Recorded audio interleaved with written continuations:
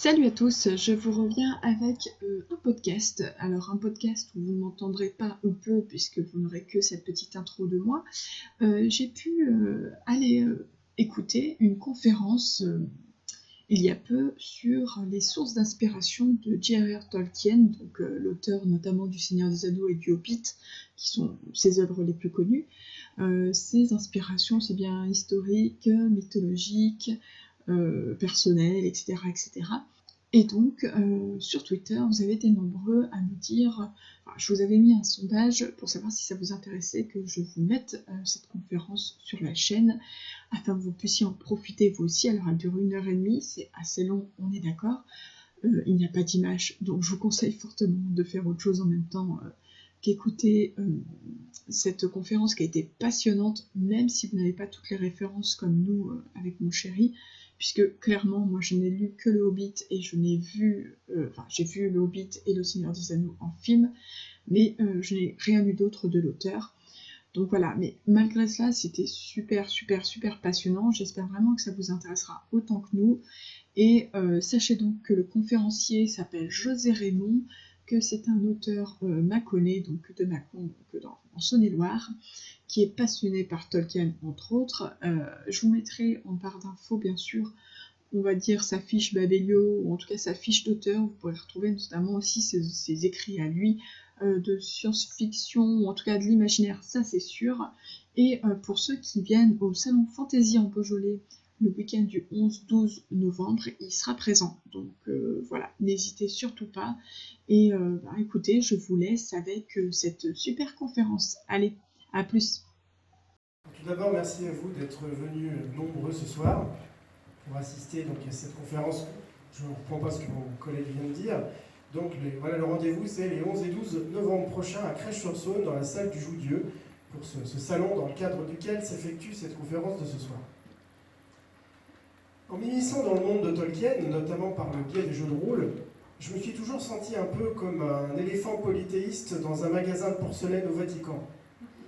Déplacé, maladroit et globalement malvenu. Il est vrai, il s'agit d'un monde tellement pensé, ciselé avec un tel soin, qu'y intervenir revient presque inévitablement à en rompre l'harmonie subtile. Aussi pouvez-vous imaginer ma surprise lorsque, dans les anciens locaux de la médiathèque, place des Carmélites, je tombais, au détour d'une page de l'Edda en prose de Snorri Sturluson, sur une série de noms étrangement familiers. Ori, Nori, Oin, Glóin et même Gandalf. Surpris, presque choqué, je me suis dit, mais comment Tolkien n'a donc pas créé son univers ex nihilo? Et puis, plus j'avançais dans ma modeste exploration du savoir, plus je me rendis compte de l'immense érudition de l'éminent linguiste, à laquelle les différentes études menées à son sujet ne rendent jamais totalement justice. Je n'échappe pas à la règle, mais j'espère, en les croisant, vous fournir ce soir une image assez fidèle. Car, de son propre aveu, le créateur, entre autres, du Seigneur des Anneaux, s'est nourri de matières antérieures, consciemment pour certaines, inconsciemment pour d'autres, à son corps défendant, dans le cas de certains auteurs qu'il affirmait détester, mais qui ont exercé, malgré cela, une influence sur sa création. De plus, dans la mesure où le travail d'un artiste s'inspire inévitablement de son expérience personnelle, la trame de l'histoire avec un grand H, et dans son cas les 2 guerres mondiales, rien que ça, a bien sûr laissé une empreinte dans le matériau utilisé par lui. Tel est le complexe écheveau que nous allons essayer de démêler ensemble ce soir. C'est, de manière assez inattendue, en Afrique du Sud que commence l'histoire de cet Anglais pure souche, quoique d'ascendance germanique lointaine. Il est né à Bloemfontein le 3 janvier 1892, donc John Ronald Royal Tolkien, pour ceux qui ignoreraient le sens de JRR, est le fils d'Arthur Tolkien et de Mabel Suffield, qui était descendu en Afrique pour répondre à une opportunité professionnelle de son père Arthur. Mais le climat africain ne convenant ni à Mabel ni à son fils, ils rentrèrent en Angleterre en 1795, où Arthur devait les rejoindre. Hélas, il décéda avant d'avoir eu cette opportunité. Démunis, les Tolkien s'installèrent alors dans la famille de Mabel à Birmingham, puis à Sair Hall, un village au sud de la ville. Elle éleva seule ses 2 fils, auxquels elle enseigna la botanique et des rudiments de latin, d'allemand et de français, langue pour laquelle il n'eut jamais une grande appétence. Il entra à la King Edward School de Birmingham en 1900. En parallèle de l'enseignement qu'il y reçut, il s'initia en autodidacte au norrois, donc au vieil anglais. La même année, la conversion de sa mère au catholicisme entraîna une rupture avec sa famille anglicane qui marqua le départ d'une série d'années noires qui culminèrent en 1904 avec la mort de Mabel. Orphelin, Tolkien fut confié par sa mère au père Francis Morgan de l'oratoire de Birmingham. Il poursuivit ses études à la King Edward School et son intérêt pour la philologie et les langues anciennes n'eut de cesse de croître. En 1911, il débuta ses études classiques à Oxford, à l'Exeter College. Mais son intérêt pour le finnois et le gallois et le manque de passion qu'il éprouvait pour les auteurs grecs le conduisirent à une réorientation. En 1913, il changea de cursus pour étudier la littérature anglaise avec une spécialité en philologie scandinave. Après la déclaration de la Première Guerre mondiale, il finit brillamment ses études, il obtint les First Class Honors, et sachant son départ pour le front proche, il épousa Edith Bratt, qui était sa fiancée depuis déjà 2 ans. Il fut envoyé en France le 4 juin comme officier de transmission pendant la bataille de la Somme. Début sympathique, s'il en est. Victime de la fièvre des tranchées, il fut renvoyé en Angleterre le 8 novembre 1916. Ses amis Gilson et Smith, hélas, n'eurent pas autant de chance. Après la guerre, les Tolkien s'installèrent à Oxford, où John travailla notamment pour l'Oxford English Dictionary. Il obtint ensuite un poste à Leeds, où il enseigna pendant plusieurs années, puis de nouveau à Oxford, où il rencontra C.S. Lewis, un autre auteur très célèbre, avec lequel il noua une amitié durable. En 1945, Tolkien obtint une chaire de langue et littérature anglaise à Merton, poste qu'il occupa jusqu'à sa retraite en 1959. Sa femme, Edith, décéda en 1971 à l'âge de 82 ans. Il fit graver sur sa tombe Luthien, en référence à l'une de ses héroïnes. Après sa mort, Tolkien revint passer ses dernières années à Oxford. Il fut fait en 1972 commandeur de l'ordre de l'Empire britannique par la reine Élisabeth II et décéda finalement à Bournemouth le 2 septembre 1973 à l'âge de 81 ans. Beren fut inscrit sur sa tombe, sur la tombe qu'il partage avec Edith. L'éminent professeur laisse derrière lui plusieurs ouvrages de référence, comme son glossaire A Middle English Vocabulary, ainsi qu'une édition définitive du poème moyen anglais Sir Gawain et le Chevalier Vert. De même, ses travaux sur le poème anglo-saxon Beowulf, dont nous serons appelés à reparler ce soir, en renouvelèrent totalement la compréhension et font toujours autorité. Son essai du conte de fées, paru en 1939, est toujours considéré comme un incontournable dans l'étude de ce genre littéraire. Toutefois, le professeur Tolkien avait, et ce sont ses propres termes, un vice secret. L'écriture, ou plus exactement l'invention de l'histoire. Je le cite. « La plupart de mes collègues en philologie sont choqués de voir un philologue tomber dans la littérature de bas étage. Et en tout cas, le cri est toujours « Nous savons maintenant à quoi vous avez gaspillé votre temps depuis 20 ans ». En 1937, il publia Bilbo le Hobbit par un heureux hasard. Il avait prêté son manuscrit à la mère supérieure d'un couvent qui le lisait pendant sa convalescence. Il travaillait une jeune femme qui s'appelait Suzanne Dagnall, qui était une ancienne étudiante de Tolkien et qui se trouvait travailler pour la librairie, la maison d'édition Allen et Unwin. Elle fit passer le manuscrit à M. Unwin, qui le testa sur son jeune fils Rainer, approuvé, publié, et vous connaissez le succès qu'il obtint par la suite. On lui exigea une suite, ce qui le plongea dans l'embarras le plus total dans un premier temps, puisqu'il lui semblait avoir tout dit sur le sujet. Et puis, donc, il travailla sur Le Seigneur des Anneaux, qui n'est pas vraiment une suite de Bilbo le Hobbit stricto sensu, mais qui rencontra un succès plus grand encore. Il y a travaillé pendant 10 ans, tant bien que mal, avec difficulté, entre les copies, les cours, les problèmes de santé de sa famille, sans oublier les affres de la Seconde Guerre mondiale. Le Seigneur des Anneaux fut publié entre 1954 et 1955. Le succès fut immense et lui valut une adaptation radiophonique sur la BBC, diverses adaptations cinématographiques jusqu'au succès planétaire qu'on connaît des films de Peter Jackson. L'achèvement du Silmarillion, le grand corpus de légendes qu'il n'eut de cesse d'enrichir et de retravailler sa vie durant, occupa les dernières années de son existence, sans toutefois qu'il parvienne à le publier de son vivant. En dehors de cette liste succincte, on oublie souvent de dire que sa passion pour les langues a non seulement précédé sa carrière d'universitaire, mais aussi sa carrière d'écrivain. Les langues de Tolkien furent inventées avant son monde, et non l'inverse. Ce sont même en fait l'existence de ces langues qui a entraîné la création du monde. Il dit avoir toujours aimé les langues, et que dès qu'il a su écrire, il en a inventé, et qu'il s'était contenté d'en faire un métier. Voici une inscription en quenya, donc la langue, une des langues elfiques, qui signifie « Ah, comme l'or tombent les feuilles dans le vent, de longues années innombrables comme les ailes des arbres ». Il a inventé pléthore de langues, en fait, pas seulement donc le quenya, le sindarin, les langues des nains, etc. Enfin, on dénombre plus d'une trentaine de langues au total. Alors, l'influence des langues que Tolkien a étudiées en tant qu'universitaire constitue l'une des plus fondamentales à s'être exercée sur son œuvre. Je n'en citerai que quelques exemples. Il disait lui-même très volontiers que le sindarin était proche sur le plan phonologique du gallois et que le quenya s'inspirait du finnois, ce dernier lui ayant donné notamment accès à une mythologie ancienne qui l'a fortement marqué. C'est même le Kalevala finnois, nous en reparlerons plus tard, qui lui a donné l'envie de créer des légendes qui correspondent à ses langues privées. En revanche, Tolkien prisait fort peu les langues romanes. Je l'ai déjà dit, la plus honnie de toutes en bon anglais étant bien sûr le français. Il n'aimait pas non plus notre gastronomie, ce qui ne l'empêchait pas toutefois en homme sensé de priser notre vin de Bourgogne.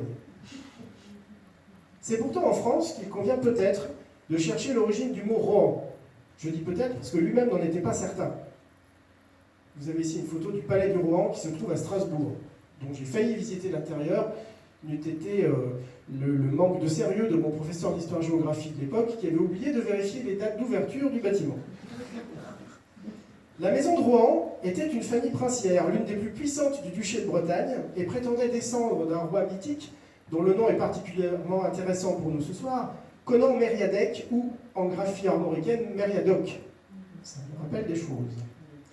Or, Tolkien connaissait ce nom de Rohan, il aimait l'histoire qui lui était attachée, il aimait sa forme, bien que lui disait que l'étymologie de Rohan dérivait du terme Ror, en elfique, qui veut dire cheval.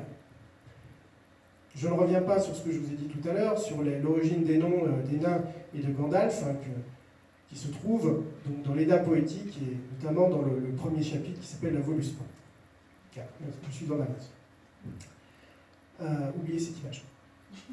Lorsque j'étudiais à Lyon 2, j'ai eu l'occasion de faire de l'akkadien, donc cette langue sémitique du 2e millénaire avant notre ère, et j'avais été frappé par la similitude entre la forme conjuguée anadan, qui veut dire je donne, et le terme anatar, qui est le nom que Sauron portait lorsqu'il dupa les elfes en faisant forger les anneaux de pouvoir. Or, anatar, dans le monde de Tolkien, signifie le seigneur des dons. J'avais trouvé la correspondance suspecte.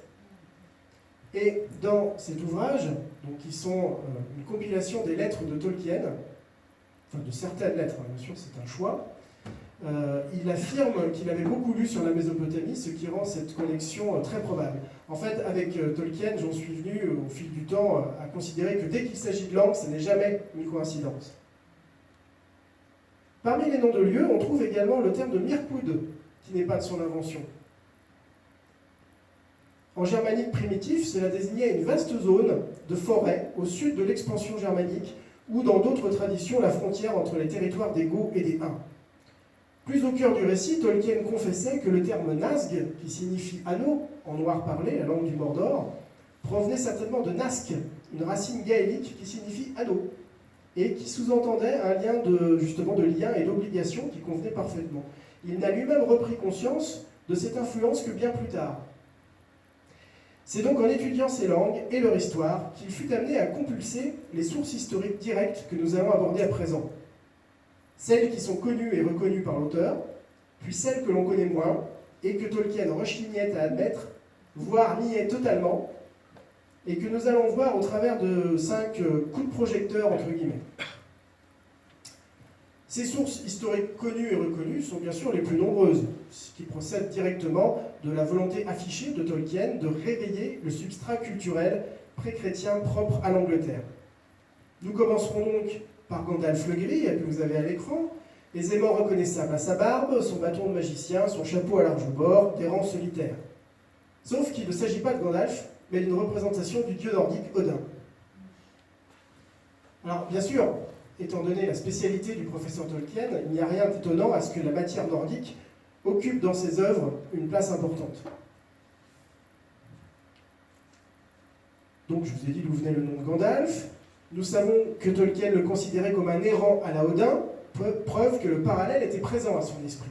Sur ce petit document, je vous ai mis en parallèle des descriptifs d'Odin, Gandalf et en bonus le personnage de Merlin.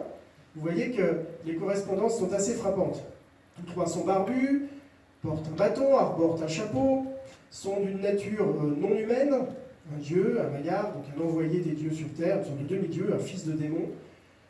Les deux premiers, Odin et Gandalf, passent par une phase de mort initiatique. Merlin, lui, chute par la faute de Viviane. Tous trois sont impliqués activement dans le couronnement d'un roi. Tous trois ont un rapport étroit avec une épée magique. Et bon, seuls Odin et Gandalf ont un rapport avec une monture fantastique. Merlin est plus mal loti à ce sujet. Les auditeurs pointilleux que vous êtes certainement pourraient objecter qu'Odin est borgne. Et que, contrairement à Gandalf, le dieu nordique possède des aspects guerriers et destructeurs qui dépassent de loin la personnalité du magicien.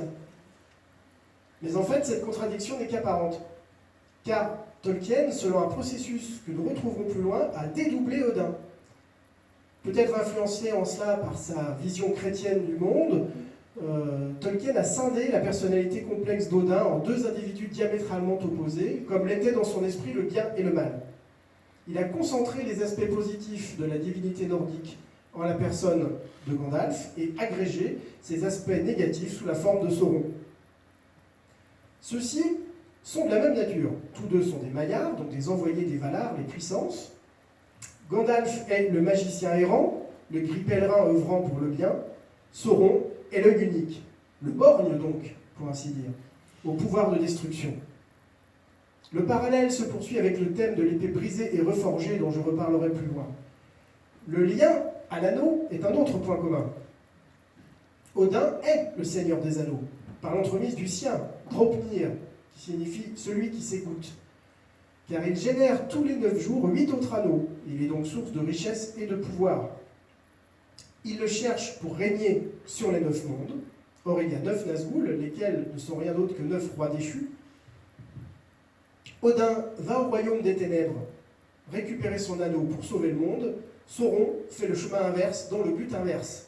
Ce qui démontre, s'il en était encore besoin, que Sauron est bien la polarisation maléfique du dieu nordique. Le combat contre le Balrog évoque deux faits de l'histoire d'Odin. Le premier est le sacrifice que celui-ci est obligé de consentir pour obtenir la sagesse universelle.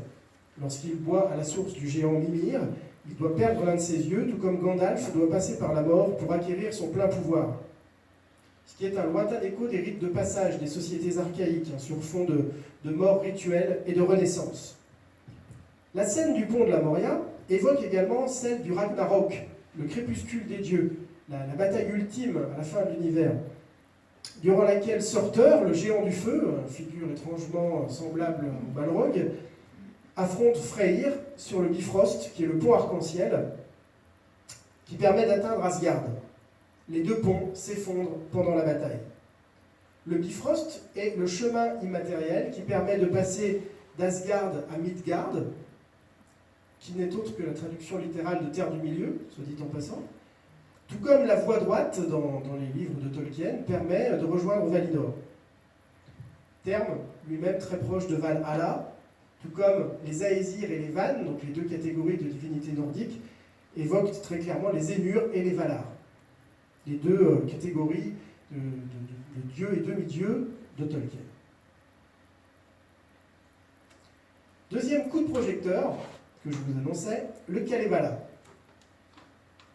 Il s'agit d'un recueil de poèmes légendaires finnois, constitué et édité par Elias Lönnrot entre 1835 et 1849. Tolkien le découvrit en 1907, composa un poème sur le sujet en 1911 et se mit si ardemment à l'étude du finnois qu'il manqua de peu de rater ses examens. Il admettait avoir été très affecté par cette lecture.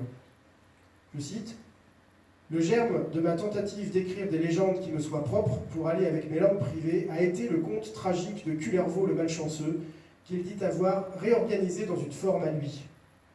Le texte original contient 50 chants, que je ne vais pas résumer ce soir, on va se focaliser sur les points qui concernent notre sujet.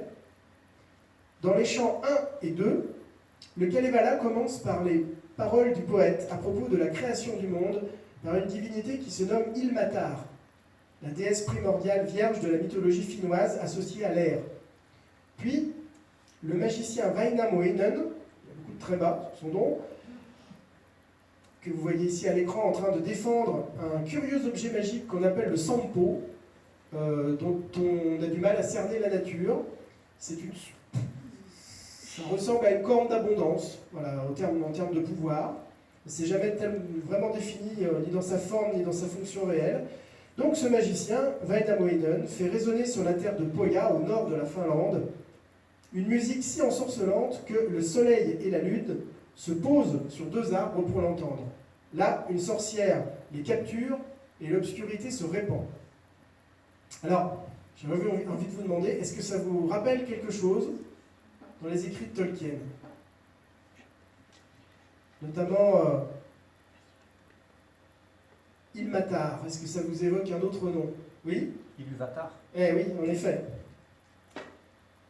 Le nom de la divinité créatrice, Ilmatar, évoque très clairement celle d'Ilúvatar, le dieu primordial et créateur de Tolkien. L'acadien dont je vous parlais tout à l'heure, cette langue sémitique, la racine Ilu signifie Dieu, ce qui là non plus n'est pas un hasard. Son nom signifie fille de l'air.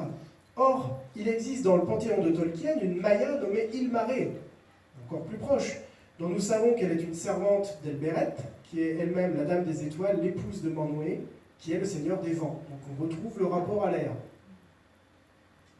Comme Ilmatar, Ilúvatar envoie sur Terre des êtres doués de pouvoirs magiques, les Valar, lesquels façonnent le monde par le chant.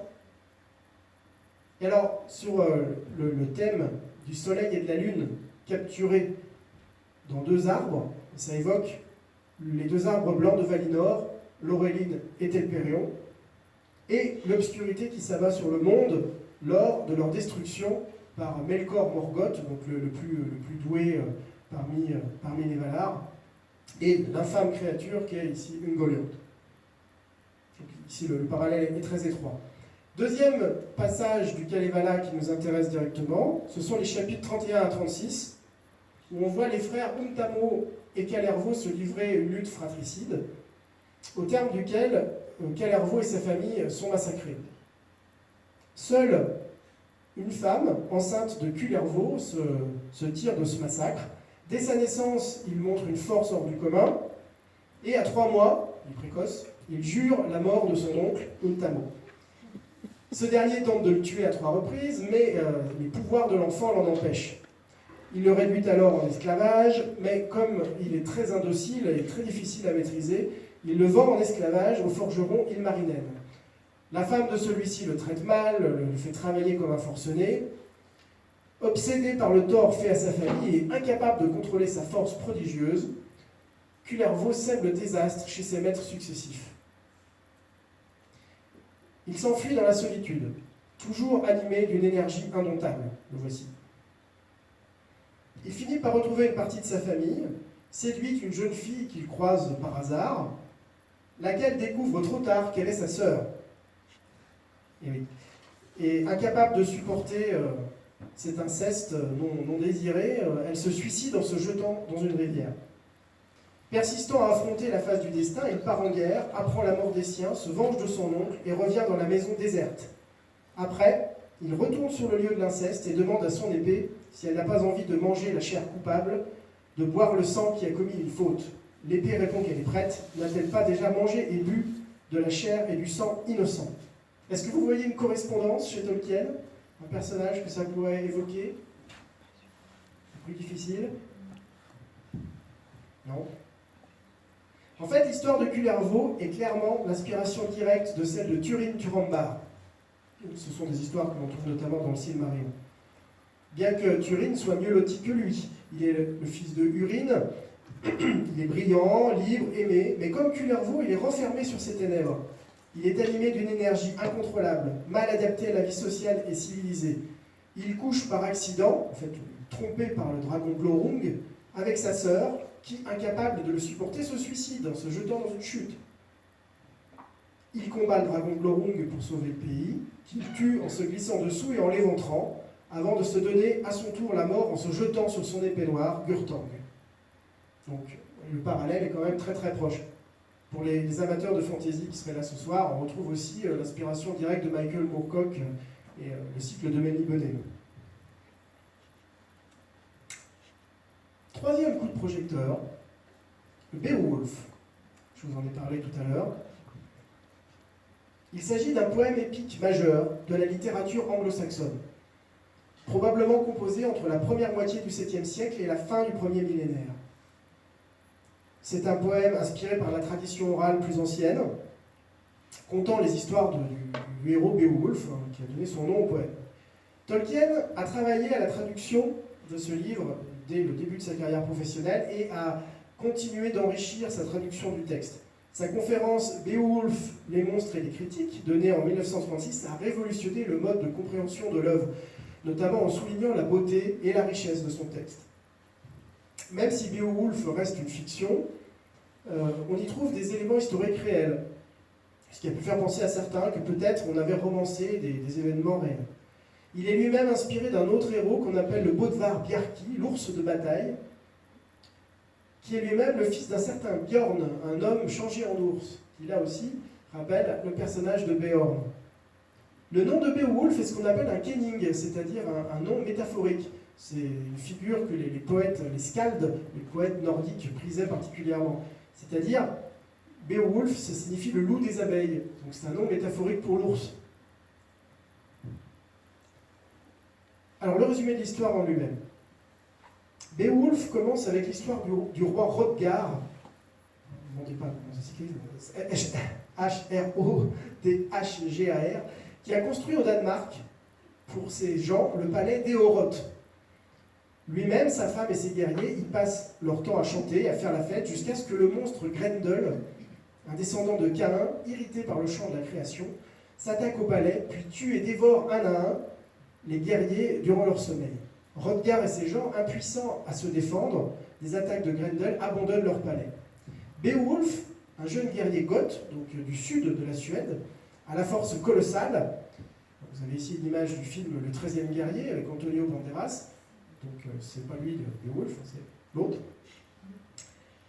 Entend parler des difficultés de Hrothgar et avec la permission de son propre souverain, quitte sa patrie pour venir à son secours. Avec ses hommes, il passe la nuit dans la halle dorée. Alors qu'ils sont endormis, Grendel entre dans le palais et se lance à l'attaque, dévorant un des hommes de Beowulf. Celui-ci se jette sur Grendel et le retient par une prise au bras. Tous deux luttent avec une telle violence qu'il semble que la salle va s'écrouler sur eux. Finalement, Beowulf parvient à lui arracher le bras et le monstre s'enfuit pour aller mourir de ses blessures. La nuit suivante, après avoir célébré la mort de Grendel, Hrothgar et ses hommes passent la nuit enfin dans leur palais. Mais la mère de Grendel apparaît à ce moment-là, attaque le palais, tue le guerrier le plus fidèle du roi pour venger la mort de son fils. Toute la troupe se lance à la poursuite de la mère de Grendel jusqu'à son repère, sous un lac sinistre, dans lequel le valeureux héros plonge sans hésiter. Oui, c'est la fiction. Et donc, il parvient à la terrasser après un long combat.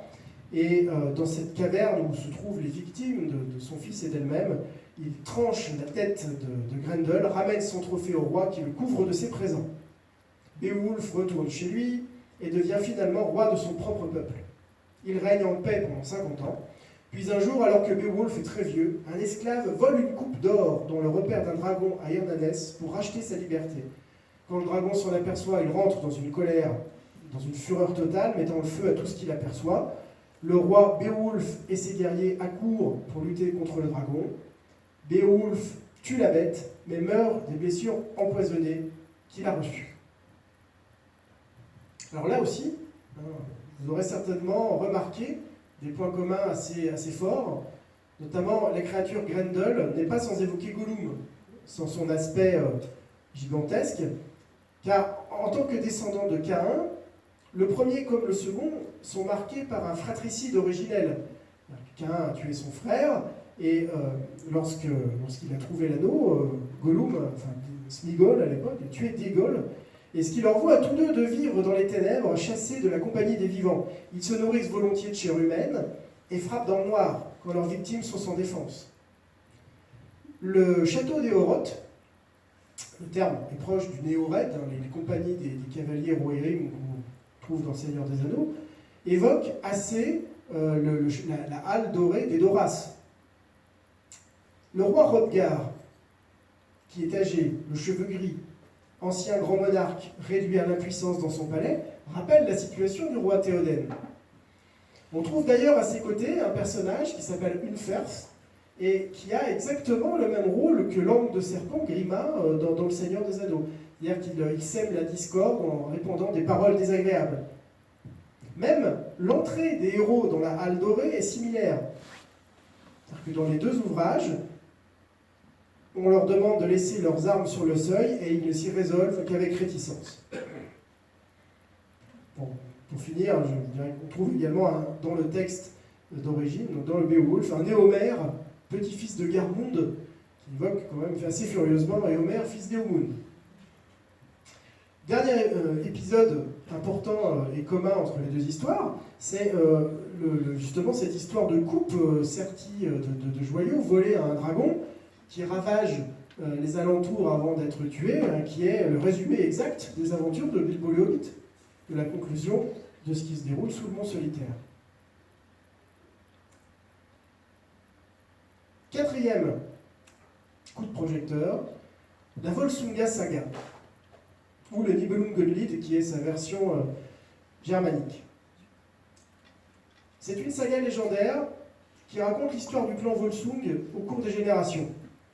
C'est une histoire d'aventure, d'amour et de tragédie datant du XIIIe siècle, mais ayant des sources plus anciennes, notamment l'ancienne Edda. Il s'agit d'un recueil anonyme d'une trentaine de chants qui correspond, que ce soit donc pour les Germains ou pour les Scandinaves, donc à ce qu'on appelle l'épopée héroïque, et donc à la période de l'effondrement de l'Empire romain, les 5e et 6e siècles. C'est dans le même contexte qu'Arthur a fait l'objet de sa geste. C'était lui aussi un chef réel autour duquel ces histoires se sont focalisées. Les événements qui sont relatés dans la Volsunga Saga font référence au génocide des Burgondes en 436 par les Huns d'Attila, qui agissent alors en mercenaires de l'Empire romain. Les Burgondes s'étaient établis sur le Rhin et après s'être révoltés contre Aetius, un gouverneur romain, ils furent exterminés. Les survivants fuirent le long du Rhône jusqu'à fonder la Bourgogne. Attila, donc les Francs ont conservé le souvenir de ces événements dans leur texte. Attila, qui est devenu Atli ou Etzel, était effectivement marié à une princesse germanique qui s'appelait Ildiko, dont le nom signifiait petite vierge guerrière, et qui évoque justement les noms de Brunhilda, vierge guerrière en armure, et de Kriemhilda, la vierge guerrière casquée qu'on retrouve dans la Volsunga Saga. La reine Brunhilde a d'ailleurs bel et bien existé. Épouse de Sigebert, cette reine Visigoth, née vers 540, qui était une femme charmante, puisque suite à une vie d'intrigue et de meurtre, notamment dans sa rivalité avec la reine Frénégonde, qui rappelle celle des deux femmes de la Volsunga Saga que je vais vous raconter, a été mise à mort en 613 après avoir été torturée, écartelée et brûlée. Elle a laissé un souvenir impérissable. Donc, la Volsunga Saga traite de la vie et de la mort de Sigmund et de son fils Sigurd, le plus fameux des héros scandinaves. Tous deux descendants de Volsung, lui-même arrière-petit-fils d'Odin. Là, on est dans le haut du panier. Parmi les 11 enfants de Volsung se distinguent les jumeaux Signy et Sigmund. Volsung accorde la main de sa fille à Siggeir, le roi des Goths, malgré la réticence de celle-ci. Durant le mariage, un vieillard, qui n'est autre qu'Odin, arrive pendant la cérémonie sans dire un mot, se rend auprès du chêne qui occupe le centre de la pièce, enfonce profondément une épée dans celui-ci et prophétise que seul l'homme à laquelle l'épée est destinée pourra l'en retirer. Donc si ça nous rappelle quelque chose. Bien sûr, tout le monde s'y essaye en vain, et un suspense terrible, seul Sigmund y parvient. Siggeir, donc son beau-frère fraîchement marié, lui propose 3 fois son poids en or contre l'épée, mais il refuse. Ce qu'il prend très mal, il dit qu'un jour l'épée sera à lui et qu'il se vengera de la famille de Volsung. À ce moment-là, il quitte précipitamment la cérémonie, les invitant à revenir 3 mois plus tard, terminer la fête chez lui. Ça sent quand même le piège, et effectivement, pas déçu, puisque il tombe dans une embuscade, et Volsung est tué, et ses 10 fils sont faits prisonniers. Signy protège alors son frère jumeau, en le cachant dans la forêt. Elle va même jusqu'à commettre l'inceste pour que leur fils Signeufli puisse aider son père à récupérer l'épée d'Odin. Lorsque la chose est faite, s'ensuit un massacre sans nom, et quand le palais brûle, finalement, Signy se jette dans le brasier, incapable de vivre avec toutes ces atrocités. Sigmund, qui a moins de problèmes avec ça, termine une vie glorieuse, et en plein combat, brise son épée, Gram, donc, sur la lance d'Odin, et trouve la mort, laissant sa dernière épouse enceinte de Sigurd. Celle-ci se rend au Danemark, dont elle épouse le prince, emportant avec elle les tronçons de l'épée. Ça, c'est la première partie de la Volsunga Saga, donc l'histoire de Sigmund. Sigurd, donc, naît à la cour du Danemark. On lui donne, selon la coutume de l'époque, pour mentor et père adoptif Regin, un nain, maître forgeron du roi, qui lui parle du dragon Fafnir, gardien d'un trésor et d'un anneau fabuleux mais maudit, suite à la malédiction du nain Andvari, qui a été dépossédé par les dieux, notamment Loki, de son trésor qui a été ensuite volé par le dragon Fafnir. Regin, le nain forgeron, donc, reforme l'épée, que Sigurd teste de manière positive sur l'enclume. Il choisit, sur les conseils d'un étrange vieillard, un cheval parmi les chevaux du roi. C'est Odin déguisé, en fait, qui lui fait prendre un cheval qui se nomme Grani, qui se trouve être le descendant de Sleipnir, donc la monture même d'Odin. Il part abattre le dragon, coiffé de son aume de terreur. Le héros creuse plusieurs fosses sur le passage de la bête, et comme vous le voyez sur cette pierre runique, donc une fois caché dans la fosse, il éventre la bête lors de son passage au-dessus de lui. Avant de périr, Fafnir lui apprend que son or est maudit, car il provoque la mort de chacun de ses détenteurs. En goûtant le sang du dragon, Sigurd acquiert la faculté de comprendre les oiseaux, qui lui révèlent que Regin, donc son père adoptif, son mentor, a l'intention de le tuer. Et il le décapite, mange le cœur de Fafnir, se baigne dans son sang avant de récupérer son trésor. Il se rend alors au pays des Francs. En chemin, il voit une hauteur entourée de flammes, et comme tout héros qui se respecte, il fonce droit dedans, et il y trouve la Valkyrie Brunhild, qui est endormie d'un sommeil magique. Il la réveille, il se quitte après un serment de mariage, et après que Sigurd lui ait offert l'anneau d'Andvari. Il arrive ensuite chez la reine Kriemhild, qui est très désireuse de faire de ce héros fantastique et fortuné son gendre. Elle lui fait boire un filtre d'oubli, et donc il oublie totalement son serment de mariage avec la Valkyrie. Il épouse la princesse Gudrun, et totalement amnésique, il accepte d'aider son beau-frère Gunnar à conquérir la main de la Valkyrie. Oui. Valkyrie qui voici représentée par Gaston Bussière, un peintre mâconnais. Il prend par magie l'apparence de ce dernier pour vaincre les obstacles qui protègent la Valkyrie, et celle-ci, liée par son serment d'épouser celui qui parviendrait à les surmonter, épouse réticente Gunnar. Toutefois, Sigurd lui reprend l'anneau d'Andvari, qu'il offre à sa femme, Gudrun. Et ce qui devait arriver arriva. Lors d'une dispute portant sur lequel de leurs maris est le plus valeureux, Gudrun révèle à Brunhild que c'est Sigurd qui l'a conquise et non Gunnar, et le lui prouve en lui montrant l'anneau. Brunhild exige alors la mort de Sigurd, tué par l'un des frères de Gunnar dans son sommeil. Sigurd rend l'âme, non sans avoir tout de même, on a sa fierté, tranché son assaillant en deux. Il est alors placé sur un grand bûcher funéraire, dans lequel Brunhild le rejoint dans les flammes. Donc une histoire charmante et haute en couleurs. Et cette histoire de Sigurd Fafnirsbane, donc le fléau de Fafnir, maudit par la possession de l'or, a enchanté Tolkien lorsqu'il était adolescent. Il a d'ailleurs écrit un cycle de poèmes sur cette matière, la légende de Sigurd et Gudrun, Et comme le signale Isabelle Pantin, dans ce livre Tolkien et ses légendes, l'histoire de Volsung n'est entrée que par pièces détachées dans la mythologie de Tolkien. Alors vous en aurez sûrement reconnu certaines, comme le thème de l'épée brisée et reforgée. Gram, est forgé par le dieu saxon Volund, l'épée de Sigmund qui se brise contre la lance d'Odin, est un parallèle immédiat de Narsil, l'épée d'Elendil brisée contre Sauron. Gram est reforgé pour Sigurd, qui est le descendant direct de Sigmund, tout comme Anduril l'est pour Aragorn, le descendant d'Elendil. Je vous ai parlé du choix de sa monture tout à l'heure, le parallèle entre Sleipnir et Gripoil, Shadowfax en anglais. Vous voyez le comparatif, donc non pas de Grani, mais de son ancêtre Sleipnir avec Shadowfax, le comparatif ne laisse aucun doute. Tous deux ont la robe grise, l'un est dit le roi de tous les chevaux, l'autre le meilleur de tous les chevaux. Shadowfax, donc Gripoil, résiste à la terreur des Nazgûl. Sleipnir est capable de descendre aux enfers sans trembler.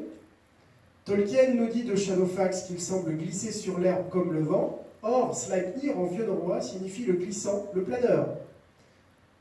Shadowfax est le descendant lointain de Felaroth, lui-même peut être issu de Nahar, le cheval d'Oromé, donc une ascendance divine, et Sleipnir, le cheval d'Odin, est l'ancêtre direct de Grani, la monture de Sigurd. Donc le parallèle entre les deux montures est assez fort. La figure de Fafnir, le dragon parlant, est un prototype évident de Smaug, le dragon Bilbo le Hobbit.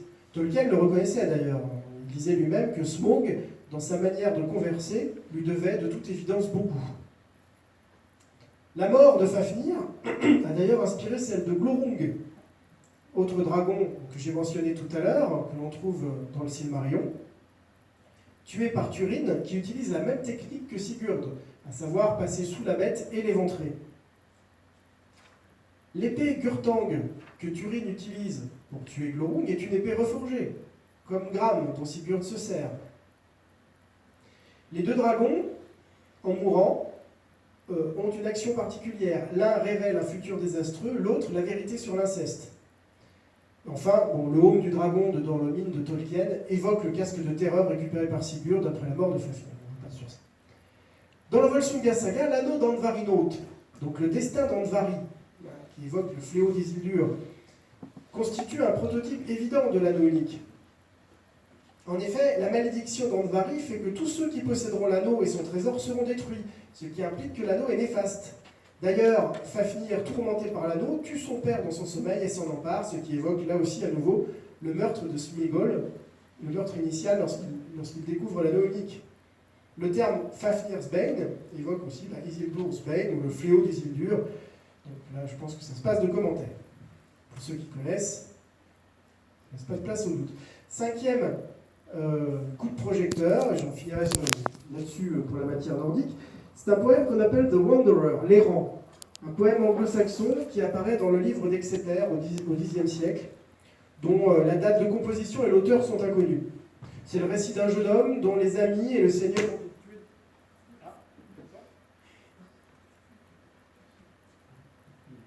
Je crois qu'il a pris le pli. C'était bizarre qu'on avait évoqué ce cas. C'était le risque.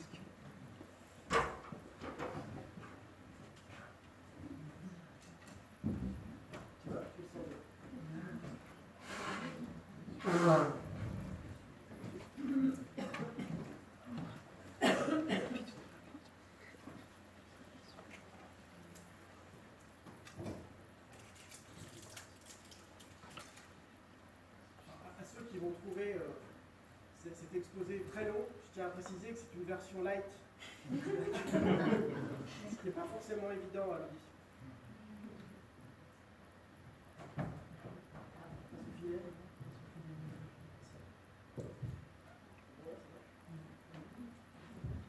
Et là, merci.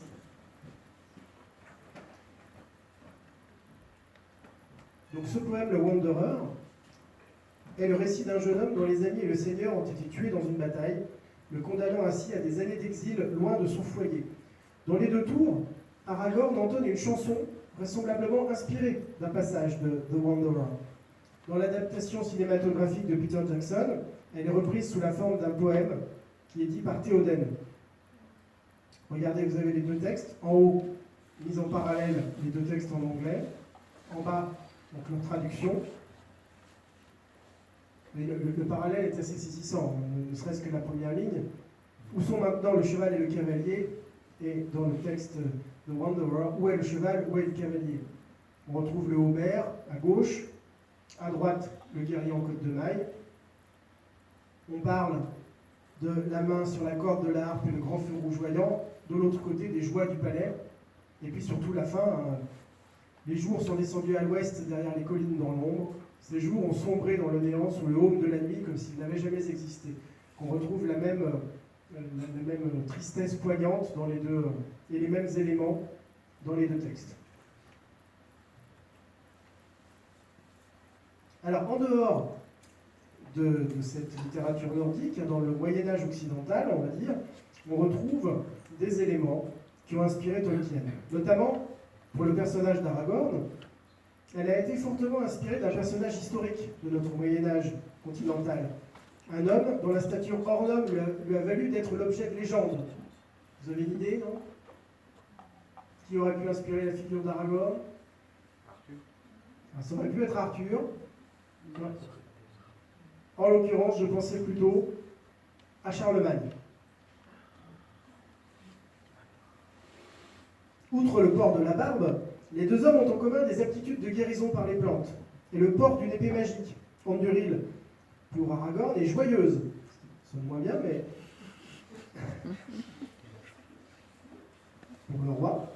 Tous deux sont les héritiers d'un empire déchu et morcelé, l'Arnor et le Gondor, Rome et Byzance, qui sont appelés à réunifier. D'ailleurs, une lettre de Tolkien confirme ce rapprochement. Il dit lui-même qu'au sud, le Gondor connaît l'apogée de son pouvoir, puis se fane lentement en un Moyen-Âge décadent, sorte de Byzance fière, vénérable, mais progressivement impuissante. Dans les deux cas, le nord-ouest doit attendre le retour du roi, Aragorn ou Charlemagne, pour connaître une renaissance. De plus, les deux rois ont des ennemis étrangement similaires. Tandis qu'Aragorn est en but aux adorateurs de l'œil unique à l'est et au sud, Charlemagne combat les Saxons, adorateurs de Wotan, qui est la version germanique d'Odin, donc le dieu borgne, à l'est, et les musulmans au sud.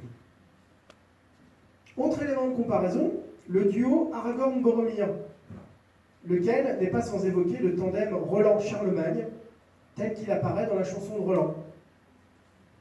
Ce texte du XIe siècle, popularisé ensuite par Chrétien de Troyes.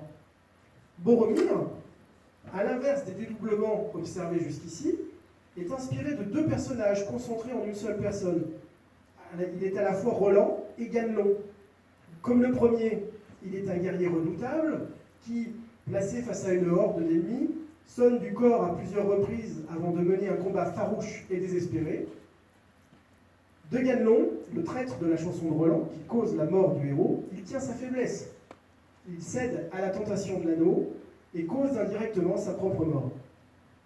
Quant à Aragorn, eh bien, il se rend comme Charlemagne trop tard au chevet de son parent mourant et vengera son décès. Vous avez là un nouveau tableau de Gaston Bussière, la mort des preux. Vous voyez que le parallèle avec l'image précédente est assez saisissant. Alors, concernant Charlemagne, il est intéressant de noter l'existence d'un conte qui s'appelle le conte de la Mortée, ou du serpent, qui mentionne l'existence d'un anneau magique qui rend fou d'amour Charlemagne pour sa femme Fastrada, ou d'ailleurs pour tout autre porteur de l'anneau. Inquiet pour l'avenir de l'Empire, l'évêque Turpin, qui on voit d'ailleurs à l'écran, si je puis dire, derrière, se débarrasse de l'objet en jetant au fond d'un lac. L'obsession de l'empereur cesse aussitôt, mais il ressent encore l'appel de l'anneau et ne peut s'éloigner du lac autour duquel la légende nous dit qu'il aurait construit Aix-la-Chapelle. Et ce séjour aquatique fait référence à celui de l'anneau unique dans l'Anduin. Il y a un autre personnage qui a inspiré Tolkien dans son écriture, c'est Dietrich von Bern, qui possède à peu près la même stature que Charlemagne. C'est un personnage réel, Théodoric le Goth, qui se disait lui aussi le Grand, c'était la mode à l'époque, un empereur du VIe siècle, autour duquel se sont agglomérées des légendes. Alors pardonnez-moi pour l'illustration qui suit, c'est tout ce que j'ai trouvé pour l'illustrer. Dans la légende, Dietrich von Bern tue un géant nommé Orkis, roi de géants montagnards et cannibales. Le fils de ce dernier, Janibas, est un cavalier noir fantomatique, escorté de démons au pouvoir de nécromanciens. Il fait le siège du château d'une reine pour lui dérober un joyau en forme d'étoile ornant sa couronne, afin d'accroître ses pouvoirs. Dietrich se rue dans la mêlée, tue ses soldats à l'appel, mais ils reviennent à la vie sans cesse, grâce au pouvoir d'une tablette de fer que brandit Janibas. Dietrich le poursuit, le jette à bas de sa monture et brise la tablette. Les glaciers se fendent alors et ensevelissent l'armée. Alors, la structure du récit évoque plusieurs aspects des écrits de Tolkien. En sachant que le mot orc, qui signifie démon au départ en anglais, dérive de la version romaine primitive de Pluton, qui se nommait Orcus, nous avons donc le chef des orques, Melkor Orkis, son fils cavalier fantomatique et nécromancien qui évoque Sauron, le roi sorcier et Janibas dans cette histoire, l'artefact forgé qu'il faut détruire pour anéantir le pouvoir du nécromancien, la tablette de fer, l'anneau unique. Et pour finir, une guerre menée pour récupérer un joyau en forme d'étoile, serti sur une couronne, ce qui correspond à l'histoire des fils de Féanor, voulant récupérer les Silmarils sertis sur la couronne de fer de Melkor. Si vous ne connaissez pas du tout le monde de Tolkien, ça ne va pas vous parler beaucoup. J'en suis d'accord. Mais je ne peux pas vous raconter toute l'histoire de Tolkien, sinon il nous faudrait un cycle de conférences. Pour finir notre tour d'horizon du Moyen-Âge occidental, il me faut évoquer les mythes celtes et saxons, notamment les Mabinogion, ou les 4 branches du Mabinogi. Ce sont 4 contes médiévaux écrits en moyen gallois. Je ne rentrerai pas dans le détail, je vous dirai simplement qu'il y a plusieurs points communs avec les écrits de Tolkien. D'abord, on y trouve plusieurs histoires d'anneaux, notamment celui de la demoiselle Luned, dite Dame de la Source, qui donne à Owain un anneau. Voilà, c'est pas du tout ça, hein. Vous avez la scène de Galadriel avec les hobbits, mais justement, c'est avec cette scène qu'on trouve le plus de points communs. C'est-à-dire que cette Dame Luned donne à Owain un anneau qui a le pouvoir de rendre son porteur invisible. Le parallèle avec cette scène que je suis en train de vous montrer, où il est question d'anneau et notamment celui qui rend invisible, est assez fort. Par ailleurs, les elfes de Tolkien sont assez proches de ceux qu'on nomme les Tuatha des Danann, des Irlandais préhumains et immortels, ayant envahi l'Irlande par la mer et brûlé leurs navires à leur arrivée, avant de combattre les populations locales. De la même façon, les Noldor, les elfes Noldor, parvinrent en terre du milieu par la mer, incendièrent leurs navires et combattirent Melkor. Les Tuatha des Danann ont le même genre d'immortalité que les elfes de Tolkien, c'est-à-dire qu'ils sont en contrat à durée indéterminée, mais peuvent être tués. Et ils ont le même rapport au temps, qui est différent de celui des humains. Comme eux, ils se retirent d'ailleurs, progressivement, face à l'arrivée des humains. De même, les Tuatha des Danann livrent une guerre contre un géant nommé Balor à l'œil mauvais, menant une armée de géants. Le parallèle avec l'œil de Sauron et les trolls est aussi là assez évident. Dans ce conflit, les dieux Nuada et Lugh, ici vous avez le dieu Lugh, se servent d'une lance magique, Luin, qui évoque Aeglos, la lance que Celebrimbor et Gil-galad utilisent contre Sauron au second âge. Or, il se trouve que Lugh signifie le lumineux, et Gil-galad, dans les langues de Tolkien, veut dire étoile brillante. Là aussi, on retrouve le parallèle. Je vais vous parler maintenant un tout petit peu de la matière antique, mais vraiment en la survolant, car elle était moins présente à l'esprit dans le cœur de Tolkien, même s'il disait avoir découvert le sentiment du plaisir littéraire chez Homère. Leur mythologie, la mythologie de Tolkien et la mythologie grecque présentent certaines similitudes, même si celle de Tolkien n'avait pas le côté amour, gloire et beauté, je vais dire, des dieux grecs. C'est quelque chose de beaucoup plus sobre. Voici une représentation de Zeus, qui correspond peu ou prou à Manwë. Les deux sont barbus, ils trônent au sommet de hautes montagnes inaccessibles aux mortels, ils ont des aigles pour messagers, et sont respectivement seigneurs de l'air et seigneurs des tempêtes. De la même façon, le dieu Ulmo correspond à Poséidon, et Mandos à Hadès, que là aussi Tolkien a dédoublé. Ces aspects négatifs sont l'apanage de Morgoth, lequel a créé les orques, comme nous l'avons vu. Comme c'est la version primitive de Pluton Hadès, la boucle est bouclée. L'influence de l'Antiquité est en fait très sensible dans le Silmarion, notamment le sentiment de la tragédie inéluctable, né de la démesure des personnages qu'on appelle l'ubris en grec ou l'ophrogmode au nord. Le siège de Gondoline, alors désolé pour la prononciation, pour ceux qui sont habitués à la prononciation française, évoque celui de Troie, tout comme les malheurs qui s'abattent sur la famille de Féanor évoquent les affres de la famille des Atrides. Tuor, le gendre de Turgon, le roi de Gondoline, donc après le sac de la ville, part avec l'espoir de refonder une civilisation, ce qui correspond au départ d'Énée après le sac de Troie. D'ailleurs, Tolkien a reçu en 1937, après la parution d'un article de Lewis sur Bilbo le Hobbit, une énigmatique carte postale sur laquelle figurait une unique inscription en latin, Sic obitur ad astra, c'est-à-dire les hobbits mènent aux astres, qui est une référence directe au vers de l'Énéide, Sic itur ad astra, ils mènent aux astres. Preuve que certains lecteurs avaient vu clairement la filiation. La figure de Prométhée a exercé une influence importante, tant dans sa dimension créatrice que par son supplice. Vous savez qu'après avoir dérobé le feu sacré à Zeus pour le donner aux humains, Prométhée a été condamné à être enchaîné au Caucase, au mont Caucase, tandis qu'un aigle géant lui dévorait le foie tous les jours, le foie qui repoussait. Supplice assez terrible, dont Zeus acceptera de le laisser finalement être délivré par son fils Héraclès. De la même façon, Morgoth a condamné Maedhros, le fils aîné de Féanor, à être attaché par le poignet au sommet d'un précipice, au-dessus d'un précipice, au flanc du mont Tongorodrim. Et il en est délivré par son neveu Fingon, avec l'aide de l'aigle Torondor. Donc la figure de l'aigle est présente, mais elle a changé de camp, si je puis dire. Ce qui procède justement du dédoublement de la divinité, puisque l'aspect négatif de Zeus est devenu positif chez Mandon. Féanor lui-même a été comparé à Prométhée. Son nom signifie esprit du feu. Les deux ont donc un rapport symbolique avec cet élément. Les deux se rebellent contre l'autorité des dieux, et les deux sont des créateurs d'objets sources ou véhicules de la lumière divine. Autre mythe antique qui a joué un rôle dans la création de Tolkien, l'Atlantide. Donc, l'histoire de l'Atlantide provient des écrits de Platon au 5e siècle avant notre ère et met en scène deux cités, l'une vertueuse, Athènes, et l'autre vouée à la démesure, l'Atlantide.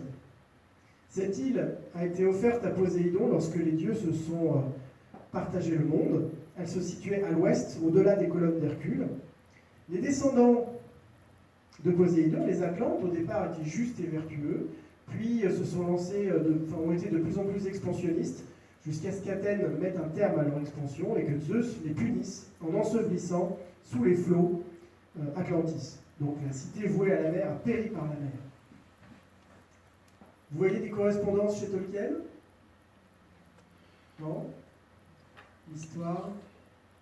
Eh bien, l'histoire d'Atlantis, c'est l'histoire de Numénor.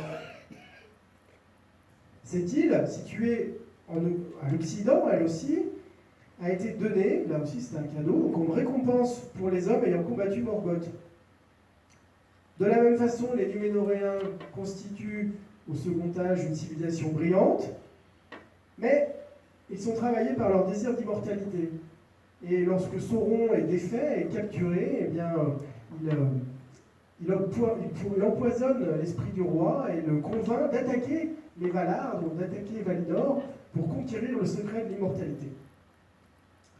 Et il se passe exactement la même chose, à savoir que l'île est submergée par Ilúvatar et que seuls quelques Numénoréens restés fidèles aux Valar parviennent à échapper au cataclysme.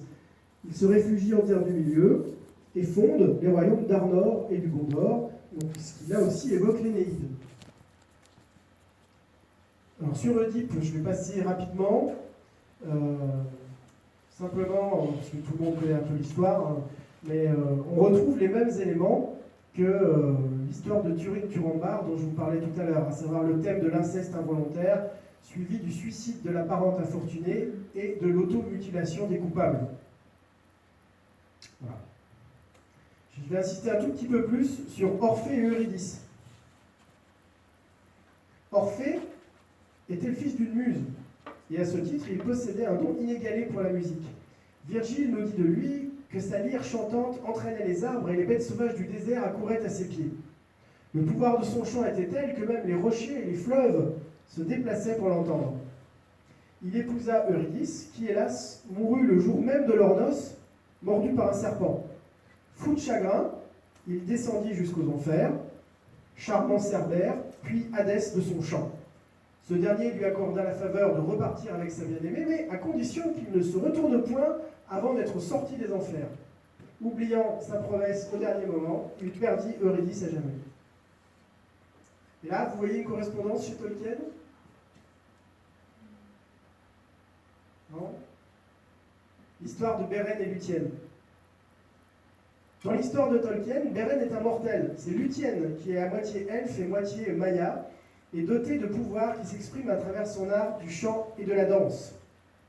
Le pauvre Beren est obligé par le père de sa bien-aimée de gagner l'un des 3 Silmarils détenus par Morgoth, donc seigneur du mal, on va dire, et il est capturé lorsqu'il essaye de se le procurer. Luthien se rend alors chez l'ennemi et grâce à son chant, le plonge dans un profond sommeil. Ils arrivent à sortir de la forteresse d'Angband, mais le loup Karkaroth, qui est la version maléfique de Cerbère, lui dévore la main et avale le Silmaril qui le brûle de l'intérieur. Il chasse le loup, il récupère le Silmaril, et Beren décède peu après en offrant le Silmaril, cette pierre forgée par Fëanor, à son beau-père. Alors, l'esprit de Luthien va jusqu'aux cavernes de Mandos en Valinor et chante devant ce dernier le plus beau chant jamais entendu sur Terre. Ému, Mandos, donc le dieu des morts, accorde une seconde vie à Beren à condition que Luthien renonce à son immortalité, ce qui préfigure l'histoire d'Arwen et d'Aragorn telle qu'on la voit dans Seigneur des Anneaux. Or, il se trouve qu'Aragorn est un descendant de Dior, le fils de Beren et Luthien. Donc on a un lien vertical entre les deux. Donc ces histoires sont très similaires. Le gardien, Cerbère et Karkaroth sont tous les deux charmés par le chant avant de faire l'objet d'une chasse.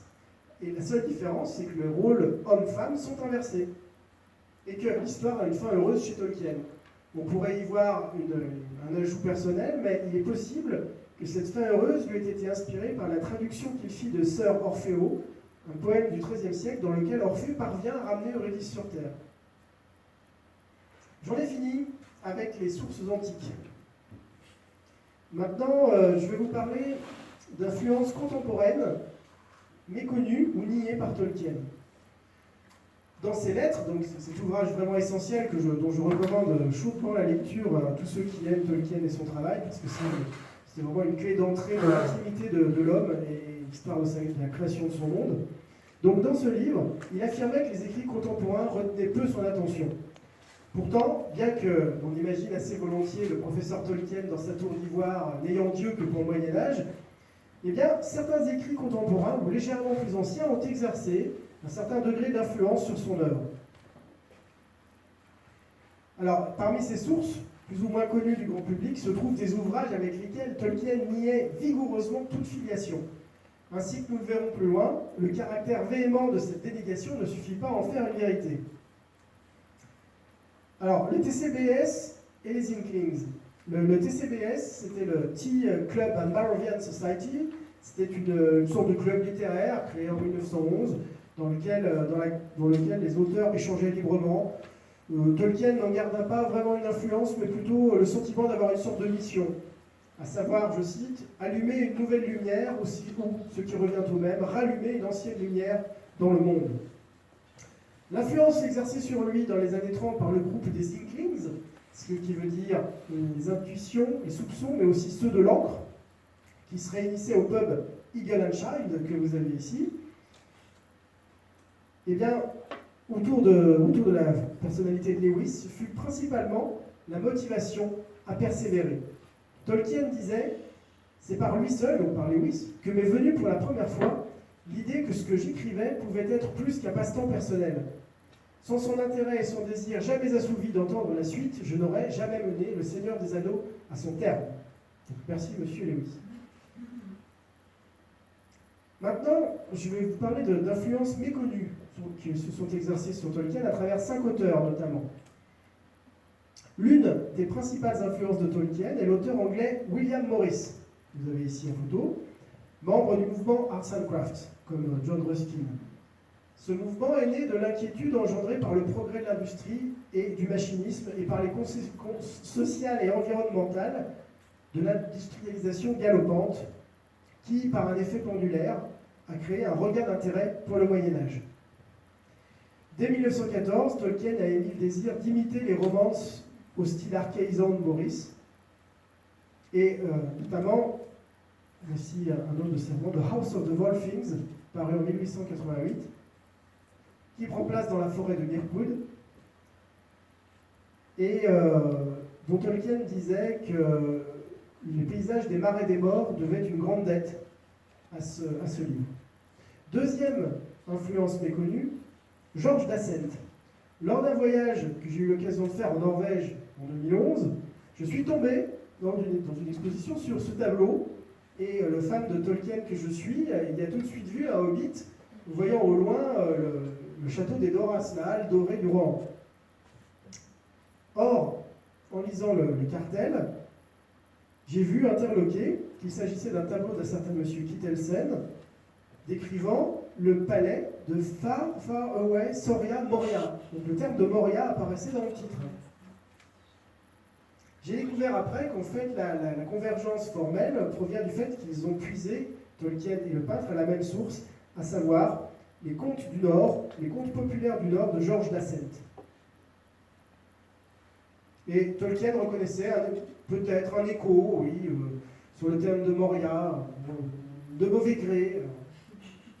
D'accord. Bon, il faut dire que les deux hommes avaient beaucoup de points communs. Ils étaient favorables à l'enseignement des langues scandinaves, ils protestaient tous deux contre la tyrannie du grec et du latin, préféraient la tradition anglo-saxonne à celle des Celtes et regrettaient la disparition des vieux mythes de l'Angleterre. Ils avaient toutes les raisons de converger dans leur travail. Troisième influence méconnue, George MacDonald. Nous savons, par ses lettres toujours, que Tolkien a lu les aventures de Curdy, paru en 1883, dont il a tiré les gobelins de Bilbo. Il a écrit lui-même à ce sujet, George MacDonald a dépeint ce qui sera toujours pour moi le gobelin classique, et reconnu qu'il était l'un des auteurs qui avait le plus affecté l'arrière-plan de son imagination depuis l'enfance. Nous savons par ailleurs que Tolkien a également lu Phantastes et Lilith. Dans ce dernier, paru en 1895, on suit les aventures de Mr. Vane, un libraire que le fantôme de son prédécesseur, ici personnifié par le corbeau, conduit dans un monde parallèle à travers un miroir magique.